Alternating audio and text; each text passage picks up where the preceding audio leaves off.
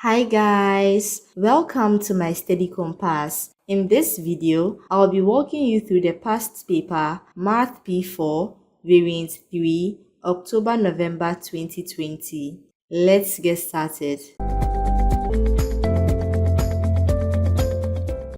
The Earth has a surface area of approximately 510,100,000 kilometers squared. Write this surface area in standard form. To write this number in standard form, remove the invisible decimal point at the end of the number to a position after the first non-zero digit, which is 5. With the decimal point in this position, we have 5.101. Since we move the decimal point 8 times to the left, we multiply 5.101 by 10 raised to the power 8. Water covers 70.8% of the Earth's surface. Work out the area of the Earth's surface covered by water. We've been told that water covers 70.8%, which is the same as 70.8 over 100 of the Earth's surface, which is 5.101 times 10 raised to the power 8. So we multiply 70.8 over 100 by this number. When we type this into the calculator, this is what we get.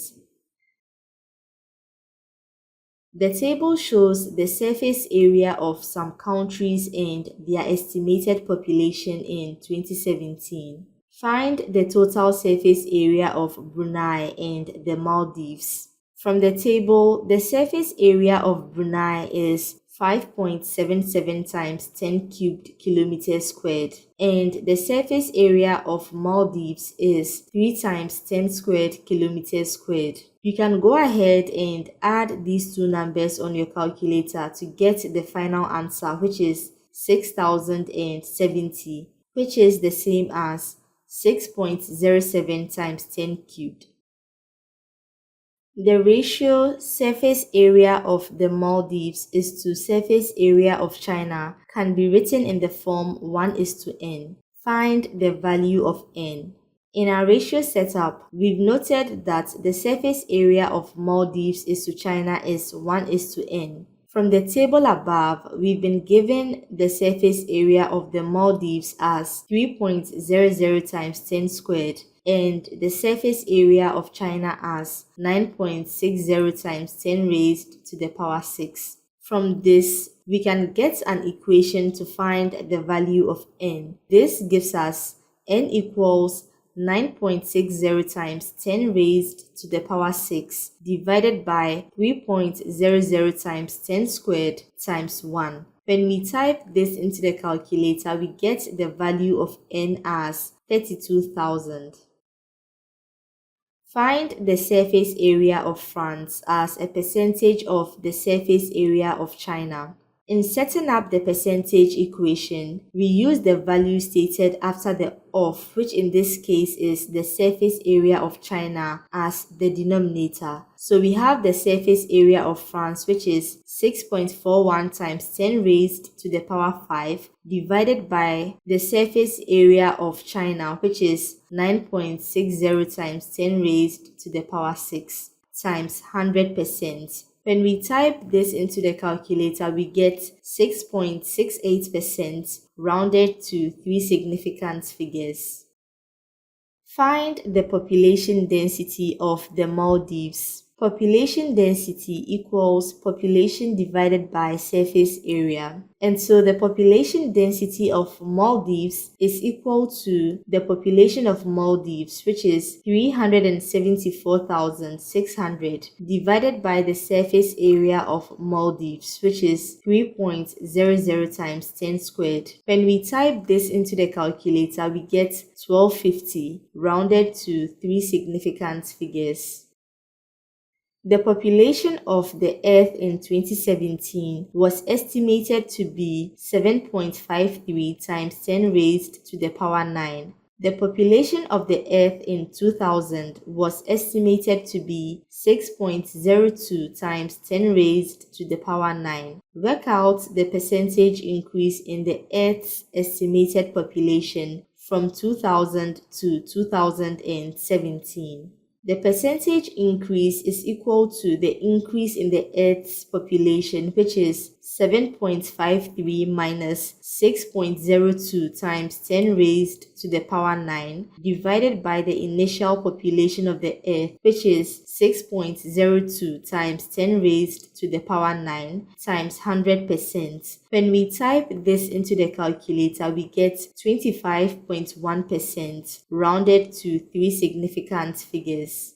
Assume that the population of the Earth increased exponentially by y% each year for these 17 years. Find the value of y. Since we are dealing with an exponential increase in this scenario, we need to apply the compound or exponential formula. Big A represents the final population of the Earth, which is the population in 2017. This value has been given as 7.53 times 10 raised to the power 9. Small a represents the initial population of the Earth, which is the population in 2000. This value has been given as 6.02 times 10 raised to the power 9. R is the annual rate, which is y%, and this is what we've been asked to find. And finally, we have T, which is the time duration from 2000 to 2017, which is 17 years. From here, all we need to do is find the value of y by making it the subject of the equation.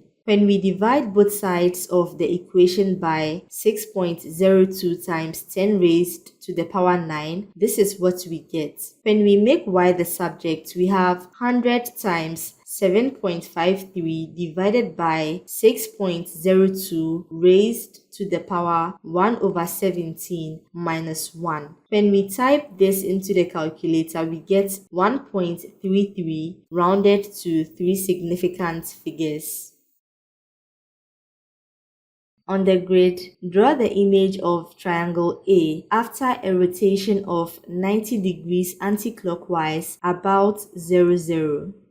First, we need to mark the center of rotation, which is the origin. Then we rotate each vertex on triangle A 90 degrees anti-clockwise about the center. This means if we pick point B, we draw a line from point B to the origin. Then we measure and mark 90 degrees in the anti-clockwise direction from this line. From here, we draw a line from the origin, passing through the 90-degree mark. The final step is to now mark the new position of point B on this line, such that the distance from this new position to the center of rotation is the same as the distance from the center of rotation to the original position of point B. After repeating the same process for all the vertices on triangle A, we are now able to map out the rotated image of triangle A. On the grid, draw the image of triangle A after a translation by the vector 3, -5. For this translation, the translation vector dictates that we move each of the vertices of triangle A 3 units to the right and 5 units downwards. On the diagram, the movement for point C has been shown. After repeating the same process for points A and B as well, we are able to map out the translated image of triangle A. Describe fully the single transformation that maps triangle A onto triangle B. When we look at both triangles A and B, we can tell straight away that this is an enlargement by a scale factor of 3 because the corresponding lengths of the triangles are in the same ratio, which is 3. This is a positive scale factor because triangle B is in the same orientation as triangle A. From here, all we need to do now is to find the center of enlargement. We can get this by connecting at least 2 corresponding points on both triangles with a line. The intersection point of the lines is the center of enlargement. In this case, we get the center as 1, 4. And so the full description for this transformation will be enlargement by a scale factor of 3 about the center 1, 4. The average speeds in kilometers per hour of cars traveling along a road are recorded. The box and Fisker plot shows this information. Find the lowest speed recorded. The lowest speed recorded is indicated by the Fisker on the left. When we read its value from the horizontal axis, we get 43 kilometers per hour. Find the median. The median speed is indicated by the line in the middle of the box. When we read the value of this line from the horizontal axis, we get 65 kilometers per hour. Find the interquartile range. The interquartile range is equal to the upper quartile minus the lower quartile. From the box and Fisker plot, the upper quartile is 71 kilometers per hour and the lower quartile is 58 kilometers per hour. When we subtract 58 kilometers per hour from 71 kilometers per hour, we get 13 kilometers per hour. Another car takes 18 seconds to travel 400 meters along this road. Calculate the average speed of this car in kilometers per hour. The average speed of the car is equal to the distance traveled by the car divided by the time duration to cover the distance. The distance has been given as 400 meters and the time duration has been given as 18 seconds. The speed needs to be in kilometers per hour. So to convert 400 meters to kilometers, we divide by 1000. And to convert 18 seconds to hours, we divide by 3600. When we type this into the calculator, we get 80 kilometers per hour. Morgan picks two of these letters at random without replacements. Find the probability that he picks the letter Y first. This probability is equal to the number of cards with Y, which is 1, divided by the total number of cards, which is 11. And so our final answer here is 1 over 11. Find the probability that he picks the letter B, then the letter Y. The probability of picking B first is 1 over 11. Without replacement, the number of cards is now 10, and so the probability of picking Y second is 1 over 10. When we type this into the calculator, we get 1 over 110. Find the probability that he picks two letters that are the same. There are two possible scenarios. In the first scenario, Morgan picks S and S, and in the second scenario, Morgan picks I and I. The probability of picking S the first time is 2 over 11. Without replacements, the probability of picking S the second time is 1 over 10. The probability of picking I the first time is 3 over 11. Without replacements, the probability of picking I the second time is 2 over 10. When we type this into the calculator, we get 4 over 55. Morgan now picks a third letter at random. Find the probability that all three letters are the same. There is only one scenario in this case, and that is Morgan picks I the first, second, and third time. The probability of picking I the first time is 3 over 11. Without replacements, the probability of picking I the second time is 2 over 10. The probability that Morgan picks I the third time is 1 over 9. When we type this into the calculator, we get 1 over 165. Find the probability that exactly two of the three letters are the same. There are two main scenarios in this case. In the first scenario, Morgan picks S twice and picks another card the third time. In the second scenario, Morgan picks I twice and picks another card the third time. The probability that she picks S the first time is 2 over 11. Without replacement, the probability that she picks S the second time is 1 over 10. After picking two S's, there are 9 cards remaining, and these cards do not have S anymore. And so the probability of picking any card that is not S is 9 over 9. Note that we multiplied this by 3 because there are 3 possible orders in which these cards could be picked. The probability that she picks I the first time is 3 over 11. Without replacement, the probability that she picks I the second time is 2 over 10. After picking 2 I's, there are 9 cards remaining, which includes 1 I. And so the probability of picking a card that is not I is 8 over 9. Note that we also need to multiply this by 3 because there are 3 possible orders in which these 3 cards could be picked. When we type this into the calculator, we get 1 over 5. Find the probability that all 3 letters are different. We found the probability that all 3 letters are the same as 1 over 165, and we've also found the probability that only 2 of the 3 letters are the same as 1 over 5. And so the probability that all 3 letters are different is equal to 1 minus the sum of these probabilities. This gives us 131 over 165.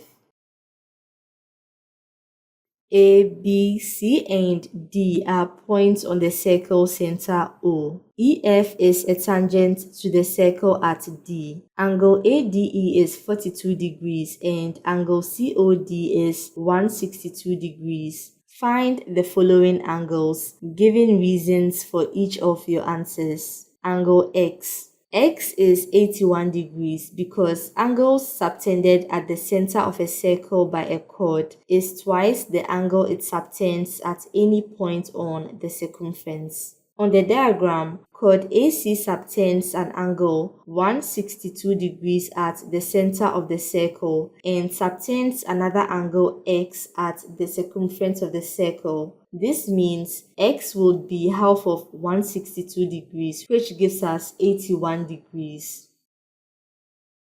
Angle Y. Y is 81 degrees because based on the alternate segment theorem, X equals Y. This is pretty straightforward. The angle X should be equal to the angle Y. We found X as 81 degrees and so Y will also be equal to 81 degrees.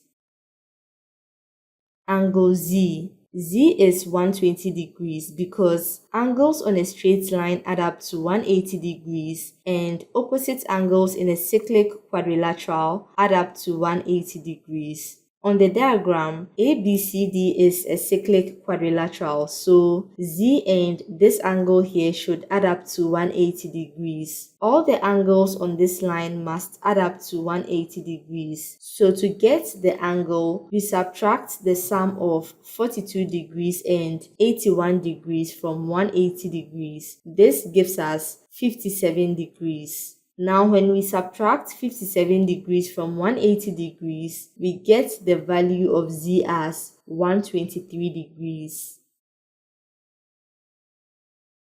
PQR is a triangle. T is a point on PR and U is a point on PQ. RQ is parallel to TU. Explain why triangle PQR is similar to triangle PUT. Give a reason for each statement you make.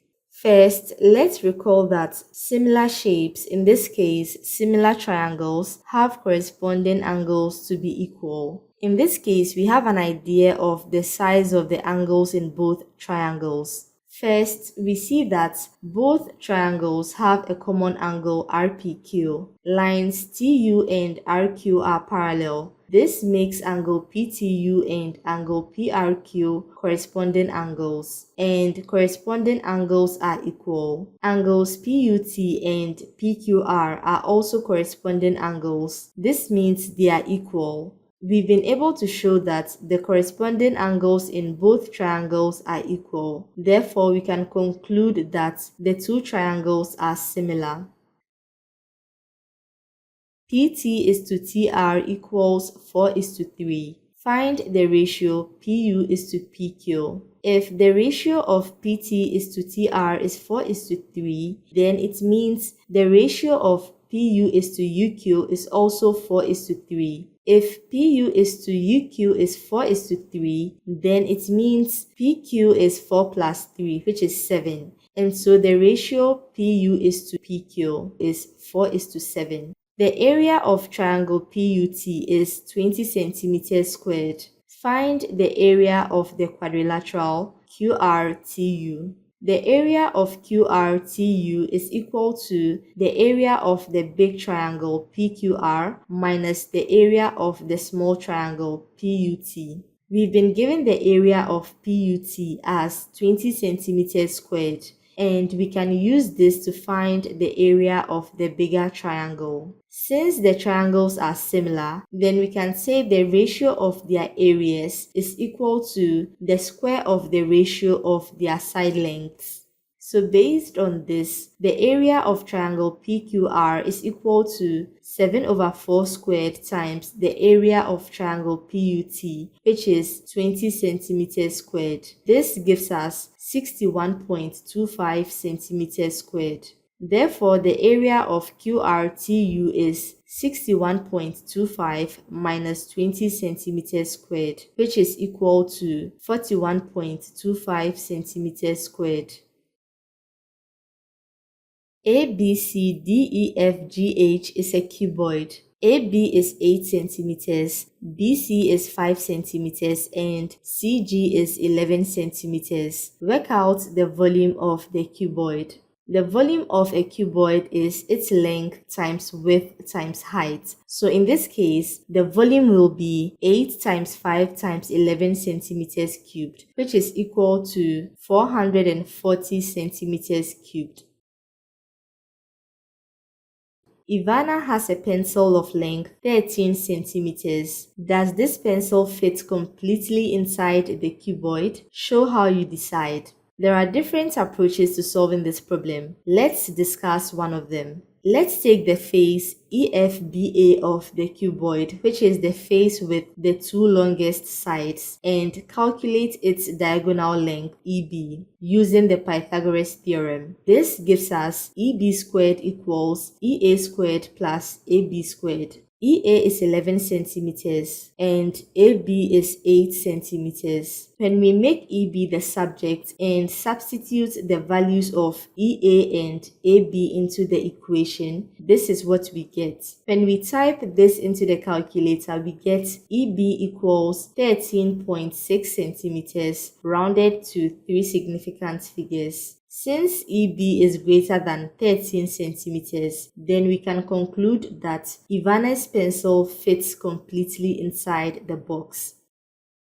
Calculate angle CAB. On the diagram, we've marked angle CAB in green. We can find this angle using SOHCAHTOA. This gives us tan of angle CAB equals CB divided by AB. CB is 5 centimeters and AB is 8 centimeters. When we make angle CAB the subject, this is what we get. When we type this into the calculator, we get 32.0 degrees rounded to 1 decimal place. Calculate angle GAC. On the diagram, we've marked angle GAC in orange. We can also find this angle using SOHCAHTOA. This gives us tan of angle GAC equals GC divided by AC. GC is 11 centimeters. AC is the hypotenuse of the triangle ABC. So by applying the Pythagoras theorem, AC is the square root of 5 squared plus 8 squared. And so when we make angle GAC the subject, this is what we get. When we type this into the calculator, we get 49.4 degrees rounded to 1 decimal place. Factorize 24 plus 5x minus x squared. 5x can be rewritten as 8x minus 3x. When we factor out 8 from the first two terms, we are left with 3 plus x. And when we factor out negative x from the final two terms, we have 3 plus x. This can be rewritten as 3 plus x times 8 minus x. The diagram shows a sketch of y equals 24 plus 5x minus x squared. Work out the values of a, b, and c. At points A and B, where the curve crosses the x-axis, the y-coordinate is 0, so we equate the equation of the curve, which is the same as 3 plus x times 8 minus x, to 0. This gives us two values for x, negative 3 and 8. Since A is on the negative x-axis, then A equals negative 3 and B equals 8. At point C, the x-coordinate is 0. When we substitute x equals 0 into the equation of the curve, we get 24. So C equals 24. Calculate the gradient of y equals 24 plus 5x minus x squared at x equals negative 1.5. To get the gradient function of the curve, we differentiate the equation of the curve. This gives us dy dx equals 5 minus 2x. At the point where x is negative 1.5, the gradient of the curve is 5 minus 2 times negative 1.5, which is equal to 8. On the diagram, sketch the graph of y equals x plus 1 times x minus 3 squared. Label the values where the graph meets the x-axis and the y-axis. First, let's find the points where the graph cuts the x-axis. At this point, y is 0, and so we substitute y equals 0 into the equation of the graph. This gives us x equals negative 1 and x equals 3. And so the coordinates of the points where the graph cuts the x-axis are negative 1, 0 and 3, 0. Now let's find the point where the graph cuts the y-axis. At this point, x is 0, and so we substitute x equals 0 into the equation of the graph. This gives us y equals 9. And so the coordinates of the point where the graph cuts the y-axis is 0, 9. From here, we can plot other sample points on the diagram to help us draw out the shape of the graph. Write x plus 1 times x minus 3 squared in the form ax cubed plus bx squared plus cx plus d. To expand the brackets, we pick x and multiply it with all the terms in the other brackets. And so x times x squared is x cubed. X times negative 6x is negative 6x squared. X times 9 is 9x. Now we pick 1 and multiply it with all the terms in the other brackets. And so 1 times x squared is x squared. 1 times negative 6x is negative 6x. And 1 times 9 is 9. From here we group like terms. Negative 6x squared plus x squared is negative 5x squared. 9x minus 6x is 3x. And so our final answer here is x cubed minus 5x squared plus 3x plus 9. Find vector AC. Vector AC can be expressed as AB plus BC. For the top element of the resulting vector, we have 6 plus negative 2, which is 4. And for the bottom element, we have negative 1 plus 5, which is 4. And so our final answer here is 4, 4. Find vector BD. Vector BD can be expressed as BC plus CD. CD is the same as negative DC. For the top element of the resulting vector, we have negative 2 minus 2, which is negative 4. And for the bottom element, we have 5 minus negative 3, which is 8. And so our final answer here is negative 4, 8.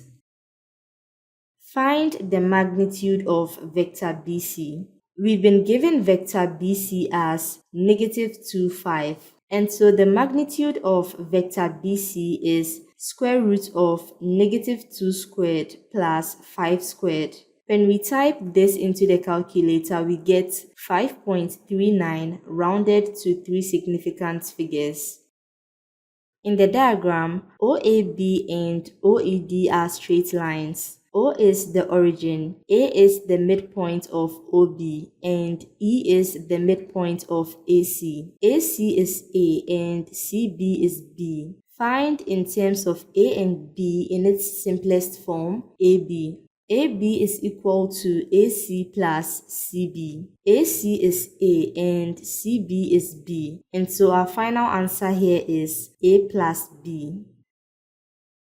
Find OE. OE is OA plus AE. AE is half of AC. OA is the same as AB, and so OA is also equal to A plus B. AC is A, and so half of AC is half A. When we simplify this expression, we get 3 over 2A plus B. Find the position vector of D. The position vector of D is the same as vector OD. The approach we'll be using requires that we find two ways of expressing vector OD. Since OED is a straight line, we can express OD as a scalar multiple of OE. We'll call this scalar multiple X. We found OE in the previous question as 3 over 2A plus B. When we expand the brackets, this is what we get. We can also express OD as OB plus BD. OB is 2 times AB, and we can represent BD as a scalar multiple of BC. AB is A plus B and BC is negative B. When we expand the brackets, this is what we get. We can now compare both vectors to find the values of x and or y. So we can say 3 over 2x equals 2. This gives us x equals 4 over 3. If we put this value of x inside this expression of vector OD, we get OD equals 2a plus 4 over 3b.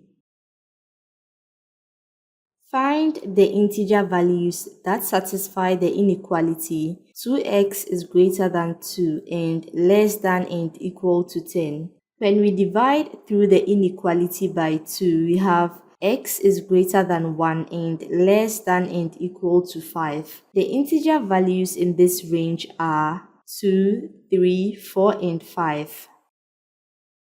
Factorize completely. 6y squared minus 15xy. The common factor is 3y. When we factor that out, we are left with 2y minus 5x. Factorize completely. Y squared minus 9x squared. This can be rewritten as a difference of two squares, which will be y squared minus 3x all squared. When we apply the factorization for the difference of two squares, we can rewrite this as y plus 3x times y minus 3x. Simplify.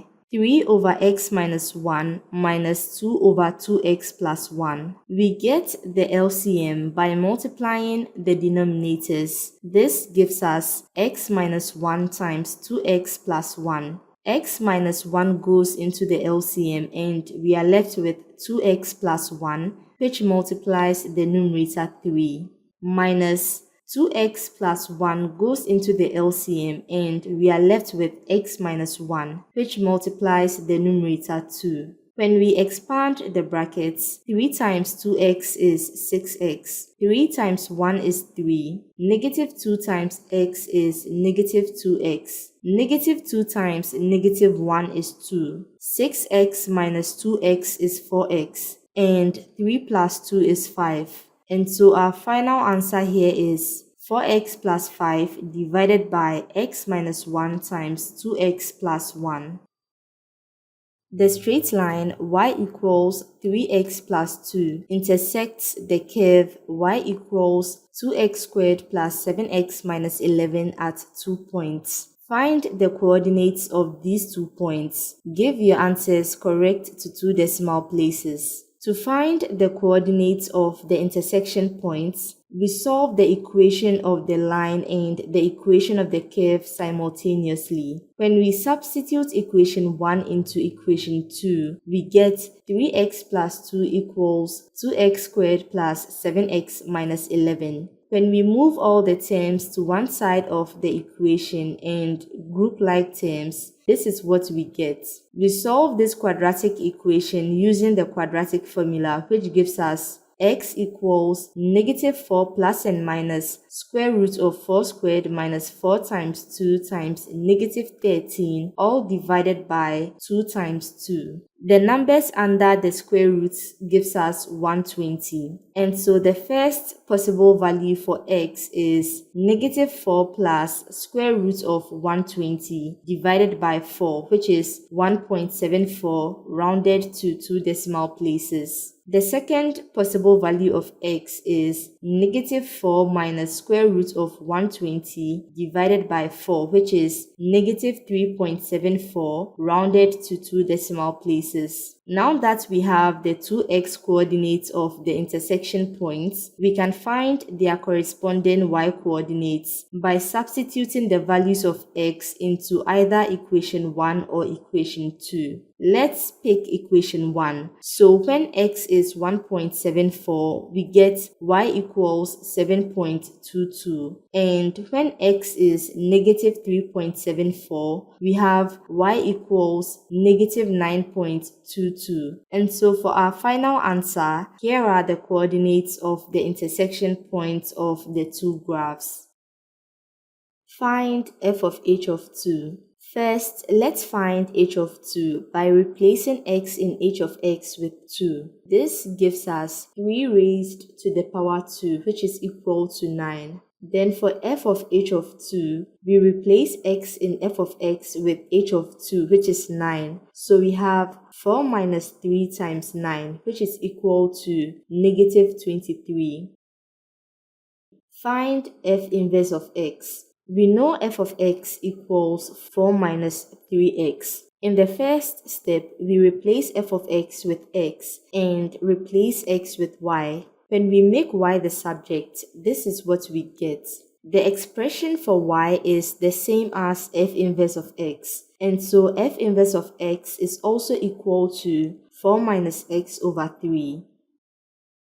Simplify f of 1 minus 2x. For f of 1 minus 2x, we replace x in f of x with 1 minus 2x, which gives us 4 minus 3 times 1 minus 2x. When we expand the brackets, -3 times 1 is -3, and -3 times -2x is 6x. 4 minus 3 is 1, and so our final answer here is 6x plus 1.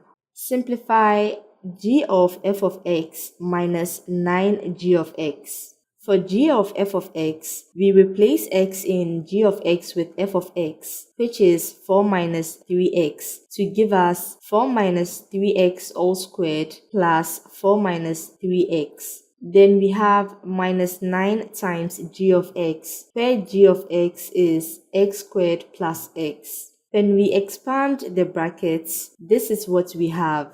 From here, we group like terms, and this simplifies to 20 minus 36x.